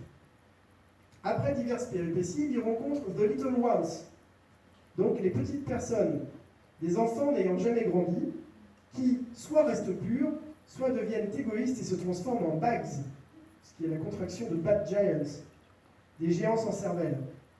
Alors les Little Ones, bien sûr, évoquent les hobbits, qui sont d'ailleurs des fois désignés ainsi. Le terme de bags évoque phonétiquement Baggins, et ces géants imbéciles rappellent les trolls de Bilbo. Pour finir, deux passages offrent un parallèle assez saisissant, qui sont la traversée de la mort par Gandalf et l'épreuve vécue en rêve par le héros de Lilith. Donc Gandalf dit au sortir de son combat contre le Balrog, « Et je gisais nu au sommet d'une montagne, je gisais là, regardant en haut, tandis que les étoiles faisaient leur roue, et chaque jour était aussi long qu'un âge de la terre. » Dans Lilith, le héros dit « Alors les rêves se mirent à arriver, je gisais nu sur un pic enneigé. La froide lune était avec moi dans l'air, et au-dessus de nous, le ciel plus froid dans lequel la lune et moi habitions. » Il faut dire que George MacDonald et Tolkien entretenaient de nombreux points communs. Ils prisaient les mines et les sociétés souterraines, les arbres aux personnes, les figures de femmes à la fois jeunes et vieilles, et les habitations dans les arbres. Pour ne prendre qu'un exemple, il existe un parallèle entre l'épisode du séjour chez Tom Bombadil et l'un des passages de The Golden Key, dont Tolkien disait qu'il aimait beaucoup cette histoire. Dans ce dernier, Tangle, une petite fille mal coiffée, est accueillie dans le cottage d'une mystérieuse grand-mère après avoir failli être étouffée entre le tronc et les branches d'un arbre, tandis qu'elle se croyait poursuivie par les 3 ours de boucle d'or. De la même manière, les hobbits, qui ont les cheveux frisés, sont poursuivis par les Nazgûl, manquent d'être avalés par le vieil Upsal et sont recueillis chez un étrange grand-père. De plus, les 2 hôtesses à savoir donc, la grand-mère en question et Bédor, la femme de Bombadil, ont des parures d'ondines et gardent d'étranges bassins autour d'elles, remplis de nénuphars pour Bédor et de poissons pour l'autre. On notera en passant que Bédor a la chevelure de boucle d'or et que sa maison possède le confort des 3 ours. Donc il y a vraiment un parallèle étroit entre les deux scènes. Plus étonnant encore, Fenimore Cooper, le dernier des Mohicans. Et c'est étonnant, mais l'influence est encore plus présente, notamment dans la construction d'ensemble et dans celle du personnage d'Aragorn. D'abord, les 2 histoires sont construites sur un principe ambulatoire, au fil duquel plusieurs similitudes sont frappantes. Les descriptions des prairies du Rohan, la descente de l'Anduin en canoë, le portage des embarcations ont leurs prototypes exacts chez Fenimore Cooper. Dans l'ouvrage de ce dernier, donc le dernier des Mohicans, nous avons un groupe de personnages fragiles, entre guillemets, peu adaptés à la survie en milieu hostile, d'un côté les hobbits, de l'autre 2 jeunes femmes, Cora et Alice, qui n'iraient pas loin sans l'aide d'un rude chasseur, Œil de Faucon, chez Fenimore Cooper, et Aragorn chez Tolkien, et de leurs amis aux compétences extraordinaires, l'Indien Uncas et son père Chingachgook, et Legolas et Gimli de l'autre côté. Le dernier des Mohicans comporte 3 phases, et là aussi on trouve un parallèle. Nous avons d'abord un périlleux voyage vers un lieu d'asile, le Fort Henry, qui correspond peu ou prou au départ de la comté jusqu'à Rivendell, la capture des 2 femmes par Magua, qui est le plus haineux des Iroquois, et les efforts déployés par leurs compagnons pour retrouver leurs traces, ce qui fait penser immanquablement à la capture de Merry et Pippin, et qui sont ensuite emmenés par les orques et que leurs compagnons s'efforcent de récupérer. On a même le parallèle de l'objet jeté pour pouvoir suivre la trace, hein, le gant chez Fenimore Cooper et la boucle de la graffe de vêtements chez Tolkien. Seule la fin diffère, car dans le dernier des Mohicans, une fin assez tragique, mais le parallèle se fait avec Aragorn, c'est-à-dire que, comme lui, Uncas se révèle être de lignée royale. Isabelle Pantin, dans son étude que je vous montrais tout à l'heure, dit de ces 2 personnages qu'ils sont les derniers survivants d'un peuple décimé et possédé, des princes déguisés, les héritiers menacés d'une gloire et d'une splendeur qu'ils n'ont jamais connue. Et d'ailleurs, Aragorn ressemble beaucoup aux Indiens de Fenimore Cooper. Trappeur solitaire, il colle son oreille au sol pour écouter, il repère les traces avec une acuité qui confine à la magie, il entend les murmures de la forêt, il distingue les signes avec la finesse d'un Mohican. Tout comme Œil de Faucon, le chasseur blanc ami des Indiens, c'est un errant fréquentant différents peuples et parlant différentes langues. Uncas et Aragorn ont également en commun une liaison sentimentale silencieuse, entre guillemets, avec Arwen d'un côté et Cora de l'autre, qui est à peine ébauchée dans le roman. Enfin, les 2 œuvres ont en commun certains détails troublants de similitude, je n'en citerai qu'un.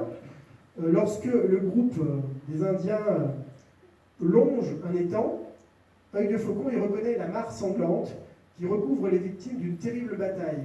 Terrifié, il s'attend à voir des ombres transies sur ses bords, ce qui fait inévitablement penser au Marais des Morts de Tolkien. Dernier élément, Edward White Smith, dont Tolkien reconnaissait une possible influence inconsciente, sans que ça lui coûtait, de son livre Le pays merveilleux des Snergs, que ses enfants aimaient bien, et pour la création des Hobbits et pour rien d'autre. Mais l'idée est d'ailleurs assez communément admise parmi les spécialistes, puisque les Snergs ne sont rien d'autre que des créatures humanoïdes de petite taille, aimant particulièrement la nourriture et les fêtes, que l'on voit impliqués dans des aventures au travers de forêts dangereuses et de cavernes obscures. L'un d'eux se nomme Gorbo, ce qui est quand même suffisamment proche de Bilbo pour être mentionné. En ce qui concerne le terme de Hobbit, Tolkien reconnaissait avec encore plus de mauvaise foi une possible influence inconsciente du roman satirique de Sinclair Lewis, Babbitt, paru en 1922, dont le héros possède la même suffisance bourgeoise que les Hobbits. Alors, je vais plus loin encore dans la dénégation, cette fois-ci dans les influences niées vigoureusement par Tolkien. Je ne donnerai que 2 exemples, qui sont les 2 principaux. Le cas William Shakespeare, d'abord, ou Shakespeare et Wagner. D'abord Shakespeare. Officiellement, Tolkien détestait Shakespeare, auquel il reprochait entre autres sa version des elfes. « Je maudis Will Shakespeare et ses satanées toiles d'araignée », disait-il. Pourtant, la lecture de ces lettres fournit une image plus nuancée. On le voit aller à plusieurs représentations de pièces de Shakespeare, et au sortir d'une représentation d'Hamlet, qui lui ayant fait assez forte impression, il eut le commentaire mitigé suivant. Cette pièce a mis en évidence, avec une force que je n'avais jamais vue, la folie qu'il y a à lire Shakespeare et à l'annoter pour l'étudier, sauf si l'on voit en même temps ses pièces jouées. Mais en fait, le lien de Tolkien avec Shakespeare, c'est que le Seigneur des Anneaux retravaille certains aspects de Macbeth pour leur donner une force nouvelle. Ainsi, Tolkien disait des Ents que leur présence dans l'histoire est due, je pense, à l'amère déception et au dégoût ressenti à l'école devant l'usage médiocre que fait Shakespeare de la venue de la grande forêt de Birnam vers le sommet de Dunsinane. Je mourrais d'envie de concevoir un cadre dans lequel les arbres pourraient réellement partir en guerre. Rejet, d'accord, mais inspiration indirecte, néanmoins. De même, à propos de Macbeth, ne pouvant être tué par nul homme né d'une femme, que Shakespeare fait abattre par un homme accouché par césarienne, Tolkien, peu satisfait de cet artifice, pousse la logique à son terme et fait terrasser le roi sorcier, qui lui ne peut être tué par nul homme, de la main d'une femme. Par ailleurs, le personnage de Denethor, l'intendant du Gondor, possède beaucoup en commun avec le roi Lear, la générosité mise à part. C'est interprété par Serge Merlin. Ce sont des pères injustes, aveugles sur les mérites de leur enfant, réclamant un amour exclusif. Tous deux ont une grande irritabilité.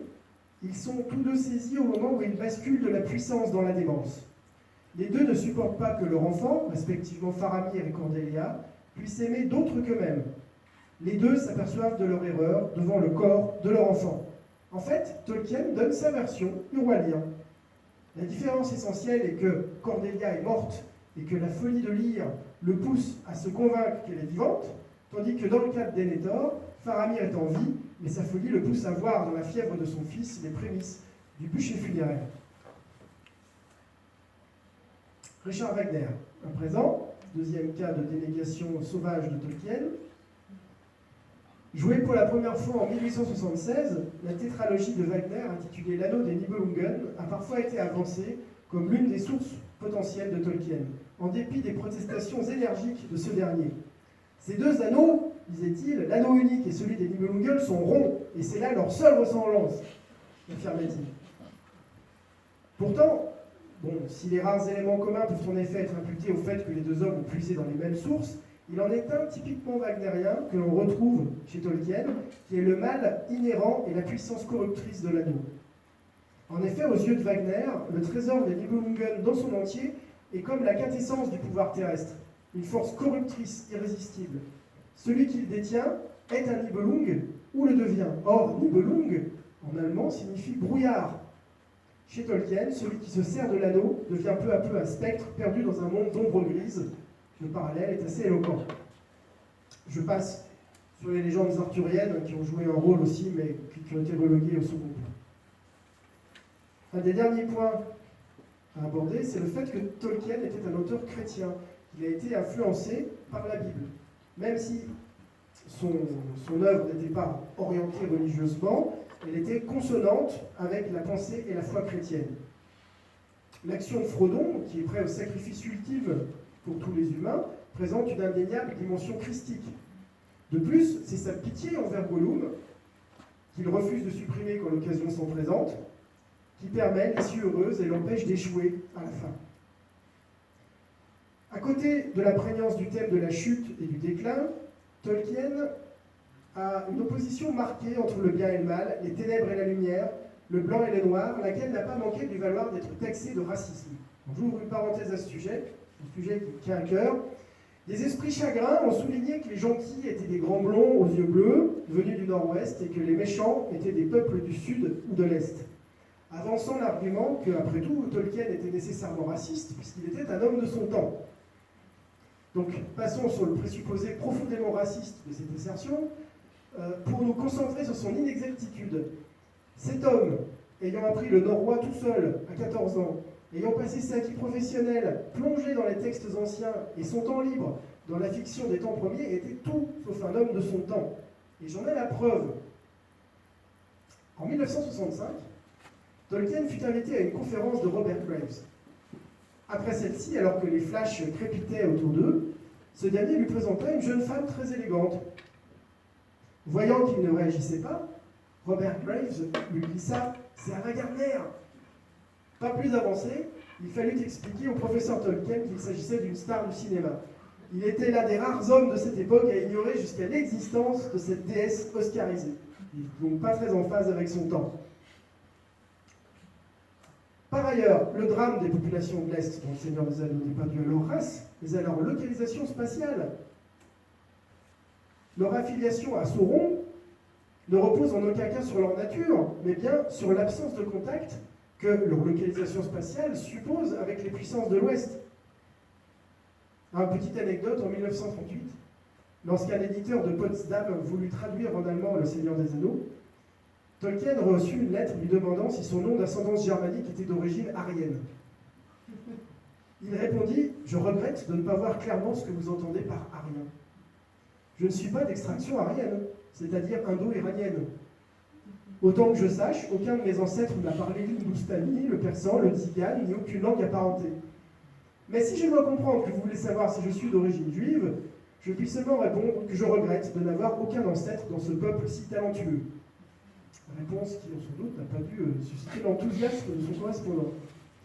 Il ajoutait « Je déplorerais de donner prise à l'idée que je souscris à la doctrine raciale totalement pernicieuse et non scientifique. » De même, à ceux qui voulaient voir dans le Mordor Sauron une image de Staline ou du communisme, il répondait fermement que cette localisation avait été pensée bien avant la révolution russe et était totalement étrangère à sa façon de penser. Elle ne découlait au final que de son processus narratif. Un voyage commencé au nord-ouest ne peut aller que vers l'est, le sud ou le sud-est. Et que, comme l'antithèse du nord-ouest et le sud-est, la destination s'était imposée d'elle-même. Tolkien s'étonnait grandement de ces affabulations proférées à son égard. Il déclara en 1961 « Pourquoi deviendrais-je un objet de fiction tant que je suis encore en vie ?» Je terminerai sur les influences de ses expériences personnelles sur sa création. Comme tout artiste, hein, bien sûr, sa vie, les choses qu'il a pu expérimenter ont influencé son travail. Et tout d'abord, je parlerai de Birmingham.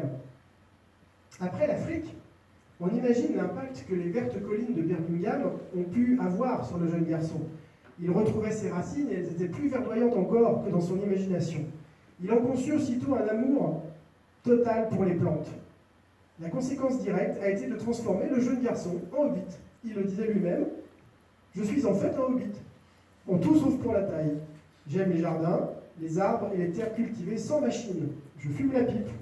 Et j'aime la nature simple et non surgelée. Et je déteste la cuisine française. J'aime les gilets décorés et j'ose même les porter en cette morne époque. » Et si la campagne de Birmingham le hobbitifia, entre guillemets, c'est parce que, je cite, « la comté a pour modèle l'Angleterre rurale et aucun autre pays au monde. » Mais la médaille a un revers. Lorsque le jeune garçon arriva à Birmingham, ce fut un double visage qu'il découvrit. L'idéal cohabitait avec une réalité beaucoup moins séduisante. Depuis la fin du XIXe siècle, la région qui se trouve au nord et à l'ouest de Birmingham était devenue l'une des plus industrialisées du pays. Les mines de charbon du sud du Staffordshire, les fonderies de fer et les aciéries qui ont utilisé le charbon local pour leurs fours ont produit un niveau de pollution de l'air qui avait très peu d'équivalent dans le monde à l'époque et qui ont donné des paysages sinistres qui lui ont valu le nom de Black Country. Or, c'est la traduction littérale de Mordor, le noir pays, avec lequel cette région possède plusieurs points communs. Une terre noire, une nature dévorée et dévoyée, surtout par le règne des machines. Il avait une grande défiance envers ces dernières.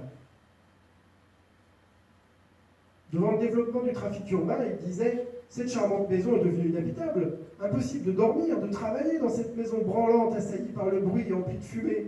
Telle est la vie moderne, le Mordor est parmi nous. » Donc, la campagne de Birmingham, dont les verts coteaux ont été dévastés pour finir dans les feux de l'industrie, s'avère être à la fois le prototype de la comté et du Mordor, ou tout du moins de la comté envahie telle qu'on la voit à la fin du Seigneur des Anneaux.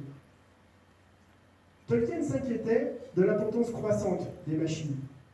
Comparant le vol d'un avion à celui d'une hirondelle, il disait à son fils « Les machines faites pour nous économiser des efforts ne font que demander des efforts pires et interminables. Nous passons inévitablement de Dédale et Icare aux bombardiers géants. Cela n'est pas là un pas vers la sagesse. » Et puisqu'il est question de bombardier, j'aborde une deuxième question qui est celle de la guerre. Puisque Tolkien donc, a dû la subir 2 fois, d'abord en tant que soldat, puis en tant que père, en voyant partir ses enfants à la guerre. Et il admettait volontiers une influence de la Première Guerre mondiale sur son travail. Il était ainsi conscient que le personnage de Sam devait certainement beaucoup aux braves paysans du Lancashire qui étaient enrôlés dans son régiment, de jeunes agriculteurs arrachés à leurs terres, de simples et courageux soldats contraints de se détourner des champs fertiles pour le champ d'honneur, le terrain le plus stérile qui fut jamais. Que les visions cauchemardesques du Marais des Morts étaient un écho de la bataille de la Somme. C'est depuis son lit d'hôpital qu'il écrivit La chute de Gondolin. Et ça explique en partie les images grandes et terribles qui s'y déploient. En revanche, il pensait que la Seconde Guerre mondiale ne l'avait inspiré que secondairement, en ravivant les souvenirs de la première, et peut-être en le poussant plus encore à se réfugier dans le fantastique. Pourtant, des théories ne tardèrent pas à se développer sur le sens du Seigneur des Anneaux, contre lesquelles Tolkien dut batailler sa vie durant. Non, son œuvre n'est en aucun cas une allégorie de la Seconde Guerre mondiale, dans laquelle Sauron représenterait Hitler et l'anneau la bombe atomique. Ce qu'on expliquerait d'ailleurs difficilement dans la mesure où l'intrigue en a été conçue en 1938. Plus étrange encore, ses détracteurs n'hésitèrent pas à le taxer d'être pro-militariste. En vérité, Tolkien n'aimait ni l'armée, ni la guerre, ni les machines permettant de la mener à bien. Il avait peu d'ardeur martiale. Dans une lettre adressée à son fils Michael, en 1941, il déplorait la perte de temps et le militarisme de l'armée et précisait qu'il était en effet très peu efficace et très peu fait pour la guerre. Voir ses fils servir dans l'Air Force le troublait. Mes sentiments sont plus ou moins ceux qu'aurait eu Frodon s'il avait découvert des hobbits apprenant à chevaucher des montures de Nazgûl pour la libération de la comté, disait-il. C'est-à-dire un truc louable, mais des moyens critiquables. Pour conclure, il qualifiait la Seconde Guerre mondiale de première guerre des machines et disait, à l'issue de la guerre, qu'elles étaient les seuls véritables vainqueurs du conflit. Enfin, pour finir, je détaillerai l'influence de quelques lieux réels sur son œuvre. En lisant que Tolkien avait habité dans un endroit nommé Sar Hall, donc le terrier de Sar, spontanément, je m'étais demandé si ce nom, trou ou terrier de Sar, qui est assez proche de Sac, phonétiquement, avait pu l'influencer. Et j'ai découvert, dans mes recherches, avec surprise, qu'il s'y trouve un moulin, à Sar Hall, sur lequel une plaque a été apposée en 2002, qui stipule que ce moulin a inspiré Tolkien. Ce qu'on effectivement on voit sur d'anciens dessins de la comté. D'ailleurs, il dit dans ses lettres bien connaître le dit moulin. Il dit « J'ai vécu dans un cottage presque immédiatement voisin, et le vieux meunier de cette époque, ainsi que son fils, étaient des êtres merveilleux et terrifiants pour un jeune enfant. » C'est également d'un souvenir d'enfance que provient le nom de Gamgee que porte Sam. C'est le terme utilisé dans la région de Birmingham pour désigner la ouate, ce qui correspond particulièrement bien pour des hobbits aimant la douceur de leur cocon. Dans l'une de ses lettres, Tolkien nous apprend que la rencontre de Beren et Lúthien lui a été inspirée par un endroit réel, une petite clairière au milieu des bois remplis de ciguës ou d'autres ombellifères blanches, disait l'homme féru de botanique, près de Rousse, dans la péninsule de l'Holderness, où il se rendait parfois avec sa femme, celle qu'il appelait sa Lúthienne. Dans le même esprit, nous savons que les cavernes du gouffre de Helm doivent leur origine aux cavernes des gorges de Cheddar. Le passage a été écrit juste après une seconde visite sur place en 1940, la première ayant eu lieu 30 ans plus tôt lors de sa nuit de noces. En 1911, le jeune Tolkien, il avait alors 19 ans, fit un voyage en Suisse qui lui laissa une forte impression. Parmi ses souvenirs, il ramena celui d'une excursion qu'il réalisa en compagnie de personnes à peu près aussi nombreuses que dans l'expédition de Bilbo le Hobbit. Cette compagnie traversa à pied, un lourd sac sur le dos, une grande partie de la Suisse, franchissant de hauts cols. C'est en franchissant, je le cite, le glacier d'Aletsch, que nous avons manqué d'être anéantis par des blocs de pierre détachés sous l'action du soleil. qui dévalait une pente enneigée. Un énorme rocher est même passé entre moi et celui qui me précédait. Tolkien disait qu'on retrouvait cette influence dans Duel d'orage de Bilbo, mais il semble assez certain que ces images aient été présentes à son esprit lors de la rédaction du franchissement du col du Caradras. D'ailleurs, il parle du Silberhorn, qui est un sommet des Alpes, comme de la corne d'argent de mes rêves, lequel est-il? Donc, on a bien une correspondance dans l'esprit de Tolkien. Enfin, et j'en termine avec ça, c'est durant ce même voyage en Suisse que, d'après son biographe Humphrey Carpenter, serait née l'idée du magicien Gandalf. Celle-ci aurait pour origine une carte postale achetée par l'écrivain en 1911. Et oui, qui reproduit un tableau du peintre allemand Joseph Madlener intitulé Der Berggeist, donc l'esprit de la montagne. Cette peinture représente, comme vous le voyez, un vieillard à la barbe blanche, vêtu d'un long manteau et d'un ample chapeau, caressant un faon dans un décor champêtre, avec des montagnes à l'arrière-plan. Carpenter affirme dans sa biographie que, des années après avoir acquis cette carte postale, Tolkien nota dessus « Origine de Gandalf ». Alors, ainsi que nous y invitait le titre de Didier Héribon sur Georges Dumézil, faut-il brûler Tolkien? Non, bien sûr que non. L'œuvre de Tolkien est comme une cathédrale. Construire un tel édifice exige des matériaux. David Day, vous avez l'ouvrage ici, l'anneau de Tolkien, a déclaré à propos de son œuvre, c'est une entreprise immense. Il faudrait imaginer Homère commençant par inventer toute la mythologie et l'histoire grecque avant d'écrire l'Iliade et l'Odyssée.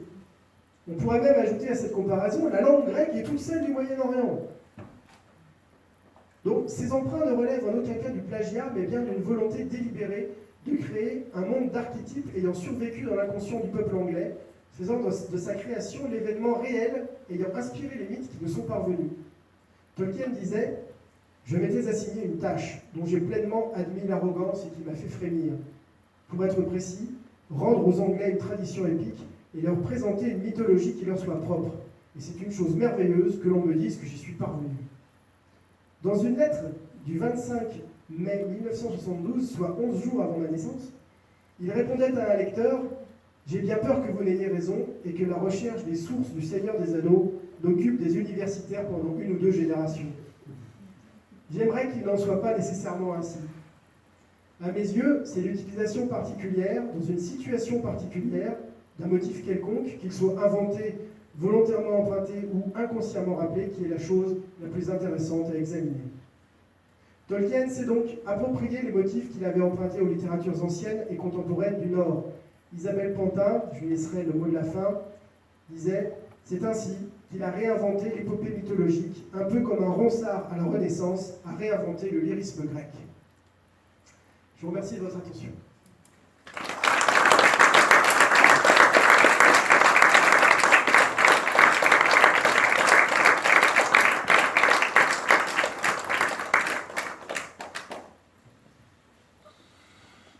J'avais beaucoup d'éléments à vous donner.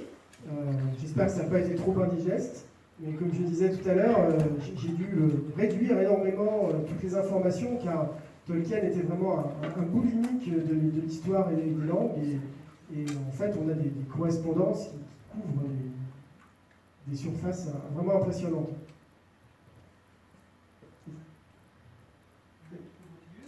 Non, mais... Non, petite, juste pour vous faire sourire peut-être un peu, si on considère que le lait des Nibelungen fait référence donc aux Burgondes, on le sait, que le comté de Mâcon se nommait en fait la comté durant le Moyen-Âge, en opposition à la Franche-Comté, qu'un évêque de Mâcon du XIe siècle se nommait Drogon, comme le père de Frodon, qu'un comte de Mâcon qui se nommait Eckhart était de la famille franque des Nibelungides, eh bien, on est en droit de revendiquer cet héritage tolkienien de plein de monde.